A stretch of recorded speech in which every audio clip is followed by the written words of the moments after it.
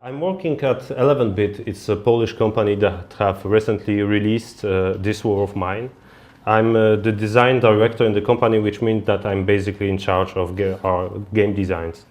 I will try to show you how we depicted war in this game and what kind of moral choices we had. But before I do that, I would like to just show you a bit from the game, because probably many of you don't know what I'm talking about. So for you just to have an idea of how the game looked like.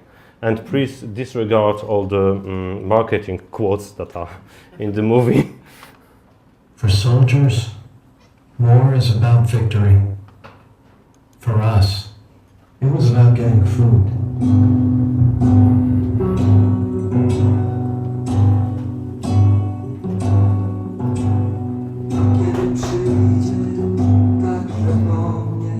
I lived through hell with these people.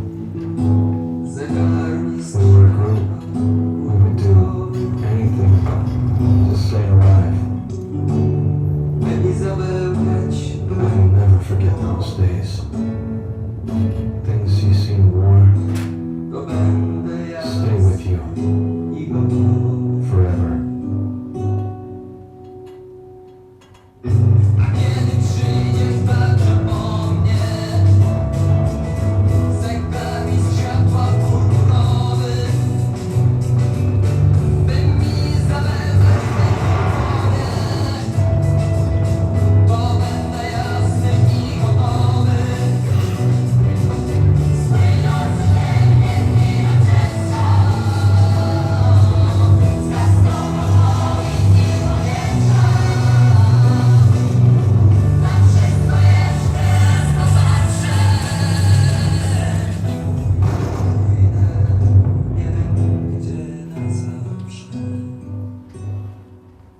Okay. This War of Mine is games that we have made, and this is a games that where we wanted to talk about the civilians in times of war, and basically, war is always happens at someone's at someone's doorsteps, which means that it actually always affects civilians. It very rarely happens on the battlefield. It very rarely affects only the army. And in games, we always forget about that part of the story. And what were the inspiration for us? We are a Polish company, which means we are in Central Europe, and generally the Europe modern history is full of conflicts. And before that, we have conflicts every 50, 100 years on a quite global scale. And some of the things that we were taking into consideration was the Warsaw Uprising, which was the last part of the war in Warsaw, when Warsaw was totally bombarded by the Germans. We have a very dramatic history of the siege of Sarajevo in the Balkans. It was a very long-lasting siege with many dramatic stories inside. We had also looked at the siege of Leningrad and the siege of Homs in Syria, also to have a broader perspective, because as we started to look at the conflict, we find out that the history of cities under siege has some common threads, and we want to take out the threads and show them in the game. So to sum it up, we have modern times, we have a city under siege, and we have people like us. And this is a second very important thing in the game, that we wanted to talk to players about people who are similar to them, so they can actually feel a connection between the character in the game. And this is also why we choose the modern times. We didn't want to tell a history, we wanted to tell what can happen in present. So the idea for the game was to actually create a war situation that can happen now. And unfortunately, something like that is happening in Ukraine right now, or is starting to be happening in Ukraine right now. We don't know yet how it will go. Along the presentation, there are some citations from books for you, which are actually the story of the people. So let's see, what does it mean, a city under siege? Well, generally it means a total isolation of the city. The military surrounds it, nobody can walk in, nobody can walk out. or it's really, really hard. There are people, for example, in Sarajevo, there was a very strange situation because from one side there were the army, from the other side there were the United Nations. And they also were blocking the city. And there was a situation when a person was running through the United City Nation airport. And they switch on the light, and a sniper from the opposing force just shoot it. So this is really a terrible place to live. The military is killing civilians to break their spirit. This is also a very important thing in the city. The act of aggression is toward the civilians. It's not toward the army. And again, in the Bosnian conflicts, snipers were paid to kill women. They were paid to kill childs. There were special prices for that. The third common threat is actually modern shelling and massive destruction. Shelling happens all the day long. There were times in the day when there were 3,500 shell attack on the city, and the destruction is really outrageous. This is a quotation from the book that after 93 weeks of constant shelling, the city was looking like a post-apocalyptic science fiction movie scenery. And that was actually the problem with our game, because when we first showed them to the people, they were thinking they are playing some kind of post-apocalyptic movie. So we have to put a lot of effort to show them that we are talking about a war that is actually happening. There is an increasing lack of food and medicine. There is no tap water, fuel oil, and electricity. So basically, all of these problems show up, something that we are not used to during our normal life. Winters becomes a very big problem. Especially in countries that are located in Europe, there is simply no way to heat up the place. Again, in Bosnia or in Stalingrad, people were first cutting down the trees out of the streets. So there were no trees in the city. Then they were cutting out furniture. And there they were fueling and burning books. And there are also some touching stories about some guy who had a 3,000 magazine collection of sports magazine, and he didn't want to burn it. He just said, no, I want to keep it. And there is a rising chaos, which means that we can have roaming bands, and usually daytime is to be avoided because of snipers, because of shelling. But this is the part that pictured the city. And on the other side, we have the civilians that live in the city. And the first thing that struck us is that many of them did not believe it could happen to them. There is also a quotation for a book where there was an old couple watching news in the TV about war taking place 200 kilometers from them. And like they said, they was watching it like a TV relation from a distant country. And they never believed it would come to us. And again, we have a conflict in Ukraine. I don't believe it will come to Poland, but who knows? During the World War II, also many people didn't believe that Hitler would attack Europe, and he did. So this is that. And we found out that when reading the books and reading the source material, actually everything that is being told by personal stories of simple people. And this is something we adopted in the game. We actually told it by meeting people and hearing bits of their stories in the game. And the third thing is that there are groups of good and evil, and then they happen actually mutually. We always hear in press about the very bad thing that happens during war. But there are also people who actually are willing to sacrifice themselves to help each other.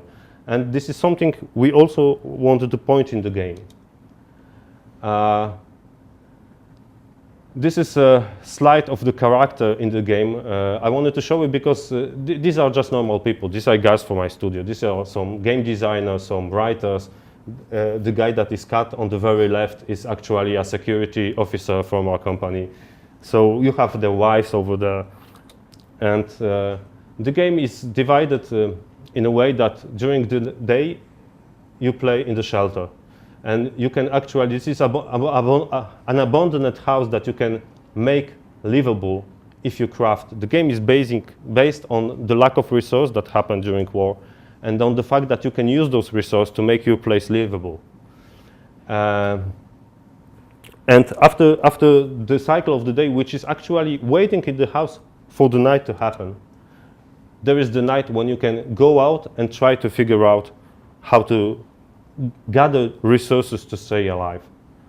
And this is a scene from a military base.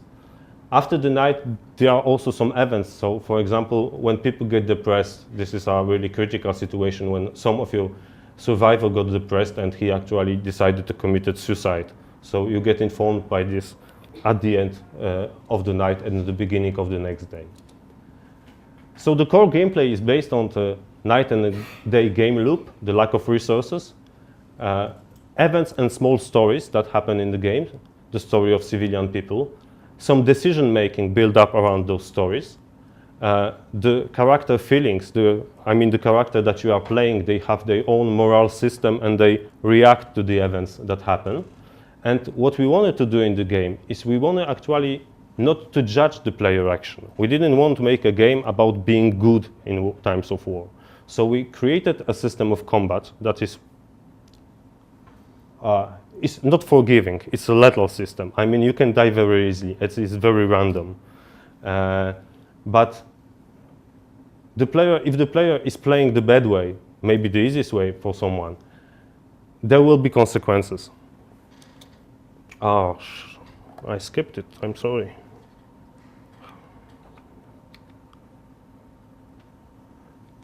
Yeah, okay, I'm on the track. So how the moral decision happens in our game? The first thing is that you actually meet people during the night. You go outside, you visit some location, you meet some people, and there is either a cutscene going on, some kind of interaction is provoked by the scene that you are meeting, and you can take part of it or you can just ignore it. This is something you can do in the game. For example, you arrive at some kind of supermarket and you see a military who wants to actually aggress a girl, probably having sexual interaction with her. And what you can do, you can actually turn your back and walk away, or you can just try to save her. That depends on you. There are some situations which are not very familiar with games. When, for example, you arrive at some old people's house, and basically there is nothing you can do over there. It's the same in life. If you walk into someone's house, I'm sorry, what can you do? You could talk to them, but in the game you can actually rob them or leave them alone. And this is very unfamiliar in games because usually people are prepared that if there is a level, there is some kind of reward in solving a puzzle or solving a level. In life, sometimes we just have to let go and let people live. No, don't intervene. And there are also situations where guests are coming to our house during the day with specific problem we can try to solve and help them. And there is, of course, a third layer, is what are called our family, which are our survivors in the game. And they, of course, have many needs. And basically, all the decisions that you made in the game, you have to make them by sacrificing something. So if you want to help someone, you either have to sacrifice resource or sacrifice your time or sacrifice your life maybe if things go bad. And if you take care of your family, you either have to choose which one will receive the help and which one will not. And to show you the moral decision, it's not a moral decision question, but it's the first stupid thing to do in war is to run to your window when you hear mortar shelling. It's actually something, also a quotation from the book. How we choose to make that work? I think that the most important thing in a game was to actually to create an immersion at a world that will make the player believe he's living in. And we did two things, because we could opt from a different showing the game, not as a platformer, for example, as a FPS. But there are so many connections in players' mind about first-person shooters that we thought that if we are going to make this game a first-person shooter and say that this is a game about war, everyone will act as it was a first-person shooter and just start shooting. So we decided to show the world differently. The other thing that is important with immersion is that I think that player, when it plays, it adapts to the world ethics. It's kind of this effect of mass reaction. If we are in a crowd and the crowd start doing something, we are usually doing the same as they are. So if we have a game that just give us the gun and everybody is shooting around, that's pretty obvious we are going to start shooting. When I started to play DayZ, my first impression was, okay, so I want to cooperate with players. I didn't know about all the things that is happening in DayZ. But as soon as someone started to shoot at me, I started shooting back and didn't worry. So we try to create a world with ethics, with people who actually are not aggressive towards you. Maybe even sometimes they come and help you, so you can respond the similar way to the world. We try to remove all game metrics, so you are not playing against bars of, I don't know, happiness, etc. So you don't have this gamey feeling. We of course want to communicate to the player information about how well his character feels, but we are doing this with word. And I think the fourth point is also very important. We have observed that people actually are enjoying the story of their character. So even if they lose, the loss is justified. They are maybe not happy with it, but they are satisfied with the experience. And the last thing we focused on is this is actually a game that needs awareness and is played at a slow pace. It's a bit what has been told about the stillness in All Quiet, the speech of Daniel. So we also have a very slow pace in the game. We have moments of tension that happen during the scavenge because this is a bit of a stealth game, but this adds to the immersion because the player can actually feel the emotion when a bit of his movement can decide if he win or lose. But then comes the day and there is a slow pace and stillness. And that's it. Thank you.